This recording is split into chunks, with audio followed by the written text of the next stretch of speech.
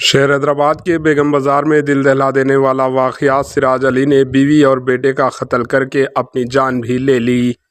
ریاست تلنگانہ کے دارالحکومت شہر حیدرآباد کے بیگم بازار میں ایک دل دہلا دینے والا واقعہ پیش آیا۔ ایک شخص نے مابینہ طور پر اہلیہ اور بیٹے کو قتل کرنے کے بعد خودکشی کر لی۔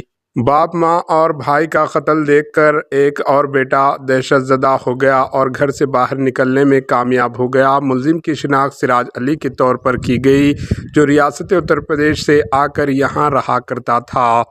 اطلاع ملنے پر پولیس موقع پر پہنچ گئی۔ لاشوں کو عثمانیہ اسپتال منتقل کیا گیا۔ پولیس نے خاندانی تنازعات کے چلتے قتل کا شبہ ظاہر کیا۔ قتل سے قبل سراج علی کا لکھا خودکشی نوٹ بھی پولیس نے برآمد کر لیا۔ اس سلسلے میں مقدمہ درج کر کے تحقیقات کی جا رہی ہے۔ Bureau report, AHN news. ہمارے AHN نیوز کو سبسکرائب کریے تاکہ آپ کو نوٹیفیکیشنز آتے رہے وقت پر۔